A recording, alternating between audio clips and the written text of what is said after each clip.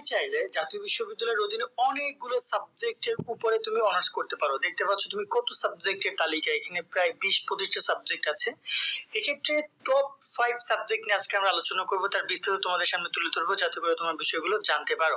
দেখো এখানে যদি আমি দেখি তোমাদেরকে একটা করে দেখাই, এখানে বিবিএ এর অনেকগুলো সাবজেক্ট, ফিনান্স, মার্কেটিং, হিসাব বিজ্ঞান, ব্যবস্থাপনা রয়েছে। এখানে তোমার যদি বলি আমি সায়েন্সের অনেকগুলো পদার্থ রসায়ন, তারপর হচ্ছে প্রাণ রসায়ন, উদ্ভিদ বিজ্ঞান, প্রাণী বিজ্ঞান, মৃত্তিকা, পরিসংখ্যান, ম্যাথ, পরিবেশ, ভূগোল, মনোবিজ্ঞান, অনেক সাবজেক্ট আছে। আবার যদি বলি তোমার হচ্ছে সায়েন্স মানে মানবিকের বা সবার জন্য যেগুলো নরমালি বাংলা, ইংরেজি, ইতিহাস রয়েছে, ইসলামী ইতিহাস, দর্শন, ইসলামিক স্টাডিজ রয়েছে, রাষ্ট্রবিজ্ঞান, সমাজবিজ্ঞান, সমাজকর্ম, অর্থনীতি, বিজ্ঞান, অভাব নাই সাবজেক্টের। এখন এখান থেকে বেস্ট সাবজেক্ট কোনগুলো?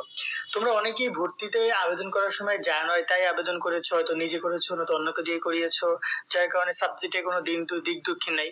তারপর আমি চেষ্টা করছি তোমাদেরকে, তোমরা যদি এখন চাও, সামনে রিলিজ স্লিপ রয়েছে, তোমরা চাইলে নতুন সাবজেক্টে অ্যাপ্লিকেশন করতে পারো রিলিজ স্লিপের মাধ্যমে। তো আমি যদি ফার্স্ট আরেকটা ব্যাপার বলে রাখতে চাই, জাতীয় বিশ্ববিদ্যালয়ের সেরা র্যাঙ্কিং নিয়ে আমাদের একটা ভিডিও করা আছে। তোমরা চাইলে সেরা র্যাঙ্কিং এর সেরা কলেজগুলো দেখে রিলিজ স্লিপে অ্যাপ্লাই করতে পারো। এখানে ঢাকা সবগুলো বিভাগের সেরা কলেজগুলো নিয়ে আমরা কাজ করেছিলাম। এটা আমাদের shobhanesri.com আসলে সার্চ করলে পেয়ে যাবা। আমরা ফার্স্ট সেরা সাবজেক্টের প্রথম যে সাবজেক্টটা নিয়ে কথা বলবো সেটা হচ্ছে অর্থনীতি। অর্থনীতি হচ্ছে তোমার মানবিকের একটা সাবজেক্ট। এই সাবজেক্টে আমি পুরো আমাদের একটা আর্টিকেল পাবলিশ করা আছে, সাবজেক্ট রিভিউ, চাইলে এটা তোমরা পড়তে পারো বা এটা নিয়ে ভিডিও করে দেখতে পারো। পড়াশোনার চাপ কেমন এটা নিয়ে আমরা কথা বলেছিলাম এখানে। দেখো চলতি বছরে পড়াশোনার চাপ মানে এখন জাতীয় বিশ্ববিদ্যালয় থেকে বলেছে ক্লাস করতে হবে, পড়াশোনার চাপ তুলনামূলক সব জায়গায় থাকবে। অর্থনীতির সাবজেক্ট গুলো কি কি সেটা তোমরা দেখতে পাচ্ছ, এইগুলো হচ্ছে সাবজেক্ট।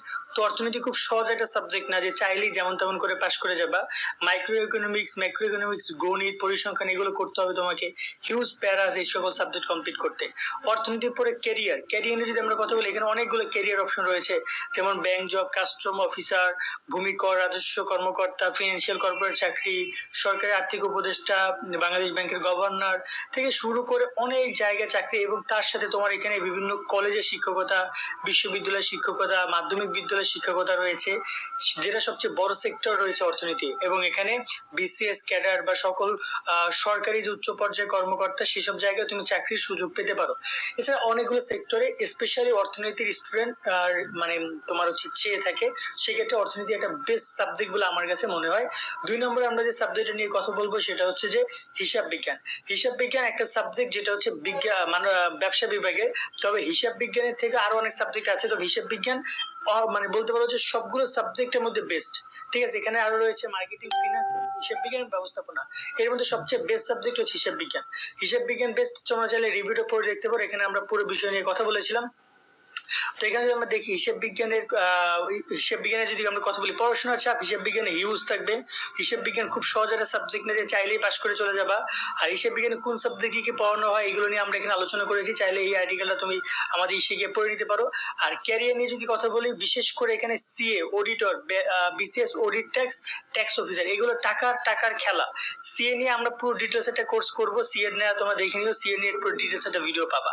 ঠিক আছে, এছাড়া প্রাথমিক, মাধ্যমিক, কলেজ, বিশ্ববিদ্যালয়, সরকারি চাকরি, বিসিএস এর সুযোগ, ব্যাংকের সুযোগ, ব্যাংকে বিশেষ করে সবচেয়ে বেশি সুযোগ রয়েছে, মাল্টিন্যাশনাল কোম্পানির সুযোগ রয়েছে। ব্যাংকে কিন্তু এই যে যারা অ্যাকাউন্টিং কমপ্লিট করে যাবে, যারা ফিনান্স কমপ্লিট করে যাবে, তাদের জন্য ব্যাংকটা অনেক বেশি প্রেফারেবল, অনেক বেশি ইজি থাকবে। কারণ তুমি দেখবে যে অলরেডি তুমি 4 বছরে ব্যাংক যে পড়ালেখা করায়, ব্যাংকে যে প্রশ্ন আসে তার অনেকটাই তুমি পড়ে গেছো 4 বছরে, এই যদি হিসাব বিজ্ঞান অথবা ফিনান্স পড়ে যাও। ওকে, এই দুইটা সাবজেক্ট গেল। 3 নম্বরে আমরা কথা বলবো খুবই দারুণ একটা সাবজেক্ট, সেটা হচ্ছে ম্যাথ নিয়ে। ম্যাথ বিজ্ঞান বিভাগের স্টুডেন্টদের জন্যই শুধুমাত্র, এখানে মানবিক ব্যবসায়ী শিক্ষার্থীরা পারবে না।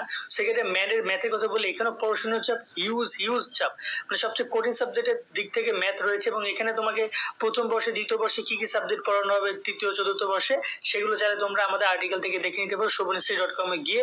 আর গণিত পরে ক্যারিয়ার নিয়ে যদি কথা বলি, সবচেয়ে বেশি ক্যারিয়ার রয়েছে শিক্ষকতায়। প্রাইমারি, হাই স্কুল, কলেজ, বিশ্ববিদ্যালয়, 4টা সেক্টরে শিক্ষকের চাহিদা ম্যাথের সবচেয়ে বেশি। এছাড়া ফিনান্সিয়াল জায়গাগুলোতে, বিসিএস ক্যাডারে, মাল্টিন্যাশনাল কোম্পানিতে, ব্যাংকের চাকরিতে তোমার এখানে অনেক পরিমাণে তোমার দরকার হয়।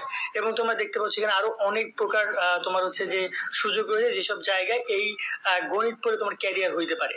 ঠিক আছে, আশা করি তোমরা, এবং তোমরা চাইলে রিভিউ ভিডিওগুলো দেখতে পারো, আমাদের রিভিউ ভিডিও করা ছিল, সেটা এটা দেখে নিতে পারো তোমরা ম্যাথে।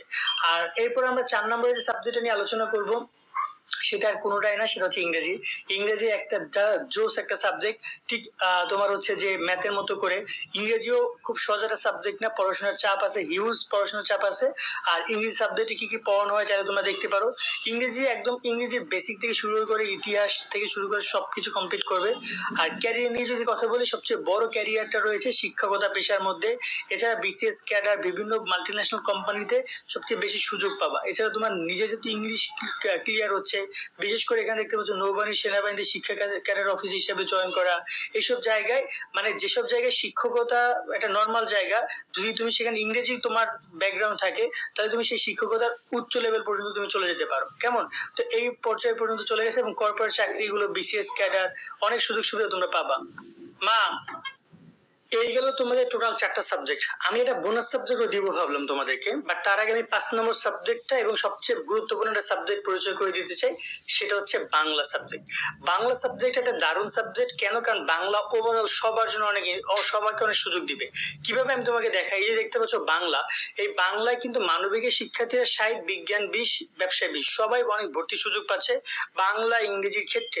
সেক্ষেত্রে যদি আমরা একটু দেখি যে বাংলায় তোমাকে কি কি কিভাবে কি পড়ানো হয়। বাংলা সাবজেক্টে কিন্তু খুব বেশি কঠিন না, চাইলে তুমি এটার সাথে সাথে পড়াশোনার পাশাপাশি চাকরি বাকরিও করতে পারবা, এতটা খুব কঠিন না। এবং এখানে বাংলায় কি কি সাবজেক্ট পড়ানো হয় সেগুলো নিয়ে আমরা এখানে আলোচনা করেছি, চাইলে সাবজেক্টের নামগুলো তুমি দেখে নিতে পারো। ক্যারিয়ার নিয়ে যদি কথা বলি, এখানেও তোমার শিক্ষকতা বড় একটা পেশা, সাংবাদিকতা তুমি যেতে পারো, প্রাইভেট এনজিও বা সরকারি চাকরিগুলোর ক্ষেত্রে যেতে পারো, বিসিএস ক্যাডারে যেতে পারো, ঠিক আছে। এছাড়া তুমি মানে সরকারি যত চাকরিগুলো রয়েছে সেগুলো যেতে পারো।